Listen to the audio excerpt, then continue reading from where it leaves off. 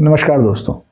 सातवें घर के राहु देव जब भी अशुभ होंगे और ऐसा जातक 25 साल की उम्र से पहले अगर विवाह करेगा तो इस जातक की स्त्री या तो उसको तलाक दे के छोड़ के चली जाएगी या उसकी मृत्यु हो जाएगी।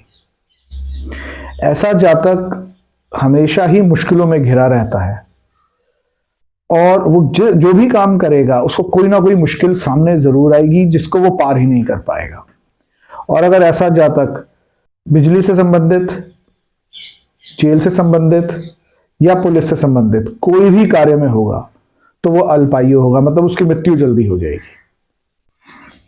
ऐसे जातक को कभी भी कुत्ता नहीं पालना चाहिए और कुत्तों से दूरी बना के रखनी चाहिए। ऐसे जातक को किसी भी प्रकार का कोई जानवर रखना कभी भी अच्छे फल नहीं देगा, बल्कि बुरे फल ही देगा। ऐसे में अगर 11वें घर के अंदर बुधदेव, शनिदेव या केतुदेव हों तो इन ग्रहों की चीजें ऐसे जातक को बुरा असर ही देंगी। तो ऐसे जातक को चाहिए कि बुधदेव, शनिदेव और केतुदेव की चीजों से हमेशा दूरी बनाकर रखे। ऐसे में अगर मंगलदेव और शनिदेव भी 7वें घर या 5वें घर के अंदर बैठे हों तो ऐसे जातक के घर जो पुत्र होता है वो 42 वर्ष के बाद ही पैदा होता है।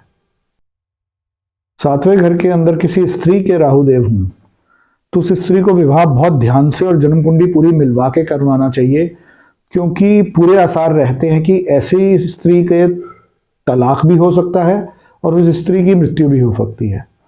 तो इस चीज का उस स्त्री को खास ध्यान रखना चाहिए। और ऐसे में अगर बुधदेव, शुक्रदेव या केतुदेव 11वें घर के अंदर हो तो ऐसे जातक के पुत्र को उस जातक की बहन, भुआ या पत्नी खराब कर देते हैं, मतलब कि बर्बाद तक कर सकते हैं। तो ऐसे जातक को चाहिए कि समय रहते ही अपना उपाय जरूर कर ले।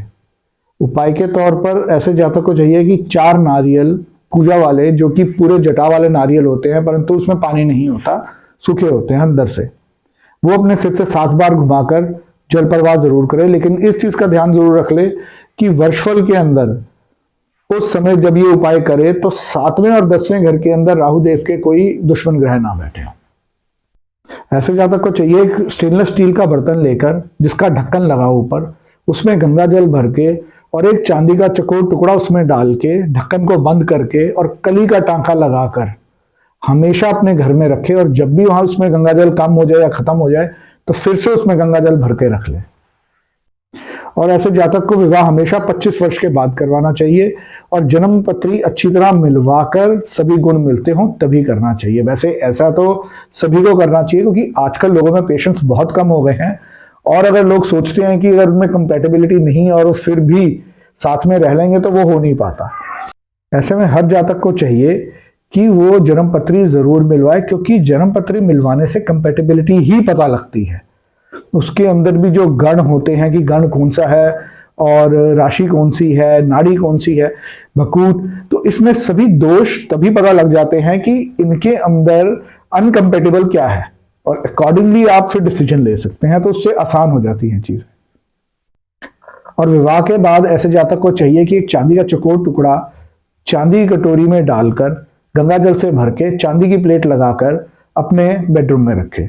आप देखेंगे कि उपाय करने के बाद प्रभु कृपा से आपको कितना लाभ होता है। धन्यवाद।